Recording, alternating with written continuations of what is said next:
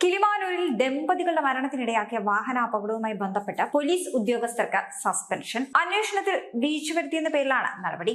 Kilimanoor police സ്റ്റേഷനിൽ SHO ഉൾപ്പെടെയുള്ളവരെ suspend ചെയ്തിരിക്കുന്നു.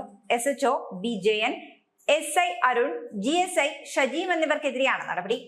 FIR രജിസ്റ്റർ ചെയ്യുന്നതിൽ കാലതാമസമുണ്ടായെന്നും അപകടത്തിന്റെ ഗൗരവം തിരിച്ചറിയുന്നതിൽ ഉദ്യോഗസ്ഥർ പരാജയപ്പെട്ടെന്നും കണ്ടെത്തിയിരിക്കുന്നു. സാക്ഷിമൊഴി അടക്കം രേഖപ്പെടുത്തുന്നതിൽ വീഴ്ച പറ്റിയെന്നാണ് കണ്ടെത്തൽ. ദക്ഷിണ മേഖല IG-യാണ് ഉദ്യോഗസ്ഥരെ സസ്പെൻഡ് ചെയ്ത് ഉത്തരവിറക്കിയിരിക്കുന്നത്. സംഭവത്തിൽ വകുപ്പ് തല അന്വേഷണവും പ്രഖ്യാപിച്ചിരിക്കുന്നു. തിരുവനന്തപുരം റൂറൽ ASP-ക്കാണ് അന്വേഷണ ചുമതല.